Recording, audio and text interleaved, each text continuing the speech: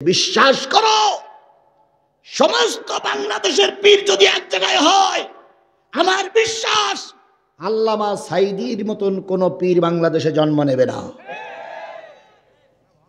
বলুন তো, আল্লামা সাঈদীর যে কথাগুলো বলেছিল সব কথাগুলো অক্ষরে অক্ষরে কাজে লেগেছে না লাগেনি? আল্লামা সাঈদী বলেছিলেন উত্তর গগনে কালো মেঘ জমেছে, কথাটা ঠিক না বেঠিক? আল্লামা সাঈদী বলেছিলেন জুলুম বন্ধ করো, নতুবা এমন সময় আসবে পালানোর জন্য ইঁদুরের গর্ত। তাই হয়েছে না হয়নি? হয়েছে না হয়নি? এক সময় এই এলাকায় আওয়ামী লীগের অত্যাচারে হজ মাহফিল করা যেত না। এখন হজ মাহফিল হচ্ছে, আওয়ামী লীগের একটা লোক এখানে নাই। আর যদিও দু একজন থাকে মাথা টাথা নিচু করে রুমাল দিয়ে মুখ বেঁধে একেবারে পদ্মার বউ হয়ে কিছুই শুনতেছে না, একেবারে দরবেশ হয়ে বসে আছে। কথা বলেন ঠিক না বেঠিক? বালাম ইবনে বাউর বলল আমি দোয়া করলে কাজে লাগবে না। দেশের সরকার বাহাদুর বলতেছে দেশে থাকতে গেলে দোয়া করতেই হবে। বালাম ইবনে বাউর বলল আমি একটু আল্লাহর কাছে মোরাকাবা করে দেখি আল্লাহ কি বলে। উনি গভীর রজনীতে আর তাহাজ্জুদের নামাজ পড়ে মোরাকাবা করেছেন। আল্লাহ স্পষ্ট করে জানাই দিলেন খবরদার মুসার বিরুদ্ধে দোয়া করলে কাজে লাগবে না, বরং ধ্বংস হয়ে যাবা। পরের দিন তিনি যখন খানকা শরীফে যেয়ে হাজির হয়েছে, এবার লোকজন এসে বলতেছে হুজুর কি খবর, কয় দোয়া করলে কাজে লাগবে না। এবার চিন্তা করলো হুজুর দিয়ে যখন হয়তো ধরা যাবে না, হুজুরির আম্মার ধরা লাগবে, হুজুরির বউয়ের ধরা লাগবে। ঘরের ভিতরে খাসি, ছাগলের গোশত, খাসি, বড় মাছ, মানকসু যত হাদিয়া দেওয়ার দরকার দিয়ে বলেছে আম্মা আপনি হুজুরকে একটু কনভার্ট করেন। এবার ঘরে আসছে বালাম ইবনে বাউর, হুজুরির স্ত্রী রকমারি খাওয়ার খাওয়ায়ে এবার শরীরের পরে হাত কানা রেখে, মুখের পরে মুখ কানা রেখে বলতেছে পীর সাহেব হুজুর জীবনে তো অনেক কিছু করলেন, অনেক অনুদান পাইলেন, এমন কিছু অনুদান ঘরের ভিতরে আসছে, জীবনের খানকায় যাওয়া লাগবে না, শুধু একটা বার মুসার বিরুদ্ধে একটু বদদোয়া করা লাগবে। কয়বার? একবার। বালাম ইবনে বাউর বলতেছে হুজুরের বিরুদ্ধে দোয়া করলে তো কবুল হবে না। বালাম ইবনে বাউরের কথা শুনি স্ত্রী বলতে তাহলে পেটের ভিতরে যেগুলো আছে বের করিয়ে দেন। কয় কেন? কয় ওই মাছ সরকারের দেওয়া, এই গোশ সরকারের গোশ। কি সর্বনাশ করেছো তুমি? বাইরে সরকারি বাহিনী সব ইটপেট কেলনা হাজির হয়, হুজুর দোয়া করবেন আর নাইতে ইট দিয়ে শেষ করব। হুজুর তখন মহাবিপদে, হুজুর দোয়া করেন। হুজুর তখন দোয়া করতে চান না, কেরামান কাতিবিন আমার সামনে দাঁড়ানো, যদি দোয়া না করি আমার তো সর্বনাশ হয়ে যাবে। আয় আল্লাহ আমি দোয়া করতেছি মুসার বিপক্ষে যারা আমার সামনে দাঁড়ায় আছে ওদের সবাইকে তুমি ধ্বংস করে দাও। দোয়া করবে মুসারে ধ্বংস করে দাও, কিন্তু মুখ দিয়ে বেরোচ্ছে কি দোয়া, কি ধ্বংস করে দাও? মুসার বিরুদ্ধে যারা সামনে এসে দাঁড়ায় তাদের কি করে দাও। ও বাবা, এ দোয়া আমাদের দেশে হয়েছে না হয়নি? রাজশাহী এক হুজুর দোয়া করতেছে 16ই ডিসেম্বরে, আয় আল্লাহ আজকে 16ই ডিসেম্বর মহান কি দিবস, বিজয় দিবসে দোয়া করতেছি জাতির পিতা বঙ্গবন্ধুরে যারা মেরেছিল আল্লাহ, তার পরিবারের লোকদেরকে যারা অন্যায়ভাবে মেরেছিল আল্লাহ তাদের সবাইকে তুমি জান্নাত দিয়ে দাও। বালাম ইবনে বাউর আমার দেশেও আছে, ওলামা লীগের সভাপতি দোয়া করতেছে আল্লাহ মুজিবারে যারা মেরেছিল, তার পরিবারের লোকদের যারা মেরেছিল আল্লাহ এদের সবাই জান্নাতে যাক, এরা সবাই জান্নাতে দিয়ে, জান্নাতের ভেতাও দিয়ে দাও আল্লাহ, ভেতাও দিয়ে দাও আল্লাহ, ভেতাও দিয়ে। এসপি সাহেব গুতো মেরে কয় হুজুর কি দোয়া হচ্ছে? কয় দোয়া তো ঠিক আছে, আমি ওলামা লীগের লোক। কছে হুজুর যে লীগের লোক আপনি দোয়া কার করতেছেন? মুজিবারের জন্যই দোয়া করতেছে, যারা মেরেছে তারা যেন বেহেশতে যায়। এসপি সাহেব বলতেছে কি দোয়া করতেছে একটু ভেবে চিন্তে দেখে। তো কি আনো আপনি বলতেছেন মুজিবারের যারা মেরিস তারাই জান্নাতে যায়। ওরে বাবা জবান দিয়েছেন কে?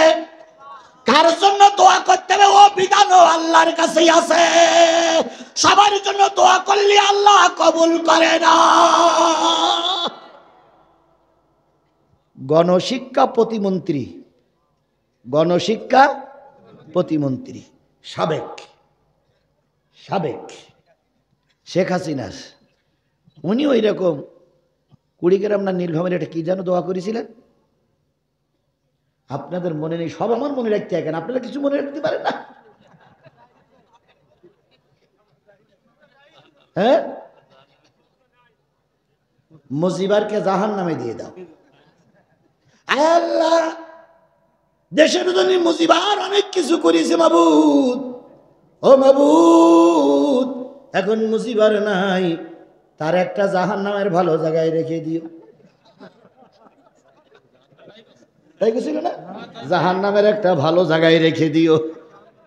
সেই দিন ওই এলাকার আওয়ামী লীগের সভাপতি ছিল, তিনি বলতে, স্যার এই তারা দোয়া করো, সব ডিস্টার্ব করো না, আল্লাহ মুজিবারে জাহান নামের ভালো জায়গায় রেখে দাও।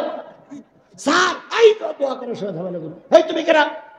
স্যার আমি আওয়ামী লীগের তোমার সভাপতি, এখন আল্লাহ মুজিবারকে জাহান নামের ভালো জায়গায়। পুলিশ যেই বলছে, স্যার কি দোয়া করতেছেন, মুজিবার জাহান নামে যাবে? কি বললি? হুজুর স্যার আপনি যে বলতেছেন মুজিবার একটা ভালো জায়গায়, জাহান নামে ভালো জায়গায় রেখে দিও। আবার বলতেছে সরি ভাই, সরি সরি সরি। এটা আজকে নতুন নয়, অতীতের ইতিহাস থেকে একই জিনিস চলছে। কথা বলেন ঠিক না ঠিক? সিরিয়ার পিসাব দোয়া করবে মুসা আলাইহিস সালামকে ধ্বংস করে দাও, কিন্তু মুখ দিয়ে দোয়া করতেছে কারে ধ্বংস করে দাও? ওই সরকারের যত কর্মচারী কর্মকর্তা আছে তাদেরকে ধ্বংস করে দাও। এইবারও জনগণ ইট ফেলাই মারল। কার জন্য দোয়া করতেছেন আপনি? কার পক্ষে দোয়া করতেছেন, কার বিপক্ষে দোয়া করতেছেন? কেন আপনি দোয়া করবেন মুসা ধ্বংস হয়ে যায়, আপনি দোয়া করতেছেন সরকারের বিরুদ্ধে। বালাম ইবনে বাউর দোয়াটা ছেড়ে দিয়ে বলতেছে, ভাই রে দোয়া করতে চাইলাম মুসার বিরুদ্ধে, কিন্তু আল্লাহ যে আমার জবান থেকে মুসার বিরুদ্ধে দোয়া বাহির করে না, কারণ মুসা আলাইহিস সালামকে আল্লাহ সবচাইতে ভালোবাসে। বলুন তো এই কোরআন শরীফে কোন নবীর নাম সবচেয়ে বেশি? মুসা আলাইহিস সালামের নাম বেশি। এই যে দোয়াটা মুখ ফসকে করে ফেলেছে, এবার ওই দোয়া ওদের কাছে মোকাবেলা করার পরে বালাম ইবনে বাউরি জিব্বাটা নাভি পর্যন্ত ঝুলে গেছে। শুধু দোয়া করতে গিয়ে মুখ ফসকে অন্য দোয়া হয়েছে, কিন্তু মুসার বিরুদ্ধে দোয়া করবে এই নিয়ত করেছে, তাই জিব্বাটা কোন পর্যন্ত ঝুলে গেছে? নাভি পর্যন্ত ঝুলে গেছে। আল্লাহ সেটাই বলতেছে, ভালো করে খেয়াল করেন। আল্লাহ রাব্বুল আলামিন বলতেছে, আখলাদা ইলাল আরদ, জমিনকে আঁকড়ে ধরল, ওই রুটি ওই গোশত ওই হালুয়া খাবার লোভে মুসার বিরুদ্ধে দোয়া করার পরিকল্পনা নিয়ে যখন রাস্তায় নামলো, আল্লাহ রাব্বুল আলামিন তার জিব্বাটা নামাই দেওয়ার কথা তার আগে বলতে হাওয়াহু, নফসের বশীবর্তী হয়ে এখন হুজুরির বিরুদ্ধে দোয়া করার জন্য সমস্ত লোকের সামনে হাত তুলেছে। দোয়াটা হয়নি, কিন্তু ফামাসালুহু কামাসালিল কালব, ওই লোকটার উদাহরণ হলো কুকুরের মতো। কার মতো? এই সবাই মিলে বলেন কার মতো? ইন তাহমিল আলাইহি ইয়ালহাস আও তাতরুকু ইয়ালহাস, কুকুরের তাড়াইলেও হাঁপায়, না তাড়াইলেও দেখবেন কুকুর শুয়ে শুয়ে জিব্বা বের করে হাউ হাউ হাউ হাউ, তাড়ালে কি হাঁপায়? ও শুয়ে থাকলেও কি করে? আল্লাহ বলতেছে কুকুর হলো তাড়াইলেও হাঁপায়, না তাড়াইলেও হাঁপায়। যালিকা মাসালুল কওমিল্লাযীনা কাযযাবু বিআয়াতিনা, যারা আমার নিদর্শন পাওয়ার পরেও, মুসা আলাইহিস সালাম দেখার পরেও মুসার বিরুদ্ধে যারা বদদোয়া করেছে, ওই জাতির জন্য এই কাহিনীটা আমি তোমাকে বললাম। ফাকসুসিল কাসাসা লাআল্লাহুম ইয়াতাফাক্কারুন, ও আমার নবী এই কাহিনীটা তোমার জাতির সামনে বলে দাও, তারাও যেন আলেম ওলামাদের বিরুদ্ধে অ্যাকশনে না যায়, তারাও যেন নবী রাসূলদের বিরুদ্ধে অ্যাকশনে না যায়। তাহলে বালাম ইবনে বাউরের যে দশা হয়েছে, এই যুগে যে আলেমেরা হক্কানি আলেমের বিরোধিতা করবে তাদেরও দশা ওইটাই হবে। হচ্ছে না? হচ্ছে না? কোথায় সেই ফরিদউদ্দিন মাসুদ? কোথায় সেই সোনাকিয়ার ইমাম? কোথায় সেই মুফতি? ঢাকা মহাকার আমি, আমার নাম কি? মুফতি রুহুল আমিন। কোথায় সেই রুহুল আমিন?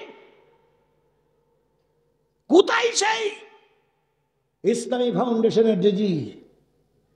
সবাই এখন পালাইছে, কথা বলেন ঠিক না বে ঠিক?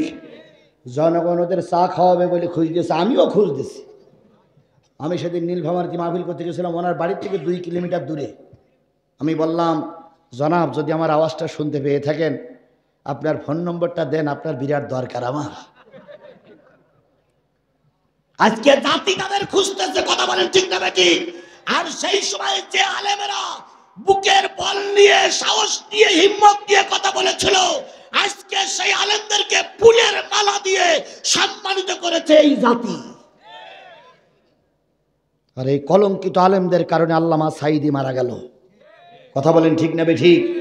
আল্লামা সাঈদীর কোন মারার শক্তি ছিল না যদি দেশের মানুষ আলেমগুলো এক থাকতো। ভারত যতই বাকবাকুম করুক, দেশের সমস্ত মানুষ এক আছে, তাই ভারত বাকবাকুম করে সীমানার ওই পাশে ঢুকবো ঢুকবো ঢুকবো, কিন্তু ঢুকতে সাহস পাচ্ছে না। এ ঠিক কাউয়া কাদেরের মতো। কাউয়া কাদের টেলিভিশনের সামনে এসে বলতেন খেলা হবে, খেলা হবে। তারপরে একবার সেই ছাত্রলীগের সমাবেশে যেয়ে বলতেছিল, তোমরা তোমরাই বানাবে স্মার্ট। বাংলা বলতে গিয়ে হুড় মুড় খেয়ে ফেরাউনির মতো নীলনদে পড়েছিল। কথা বলেন ঠিক না বে ঠিক? তারপরে এদের লজ্জা শরম হয় না। মাসুদ তুমি ভালো হয়ে যাও, এ কথা কি বলবে আর?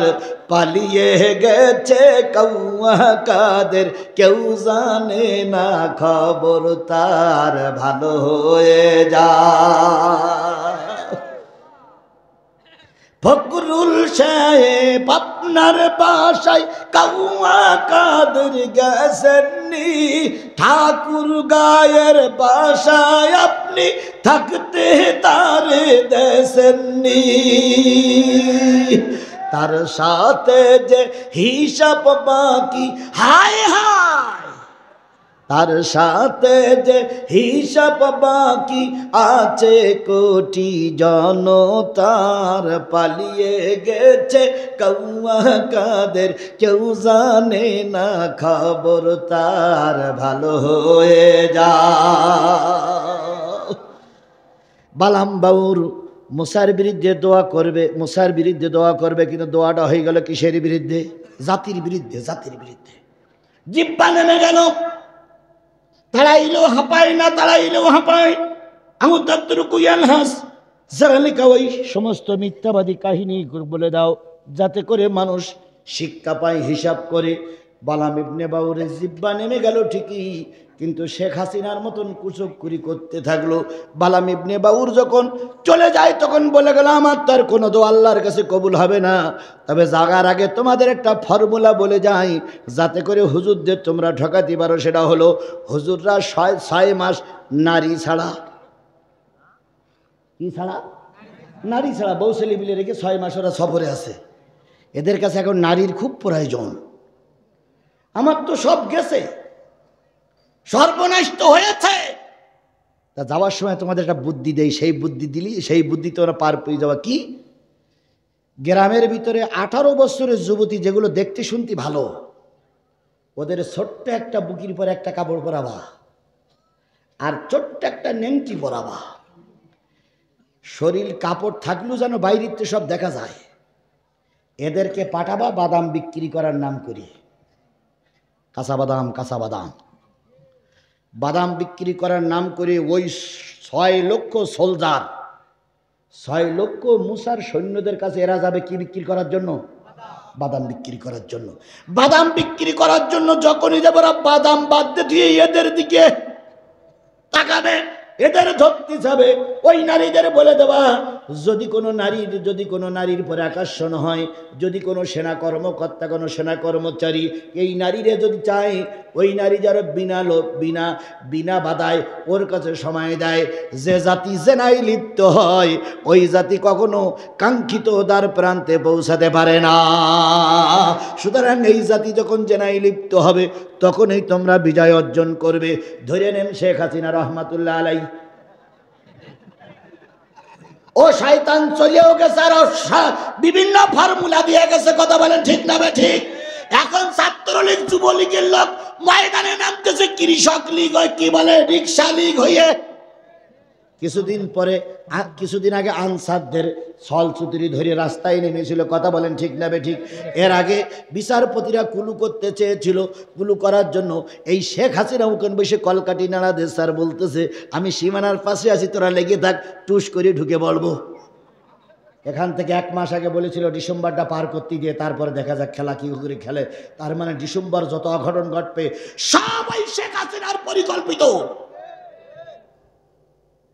এখন শেখ হাসিনার ক্ষমতা নেই, ভারতের দেল জ্বলিয়ে পুড়িয়ে ওরে বাবার মনে হচ্ছে যেন ওর মা বিদায় এনেছে।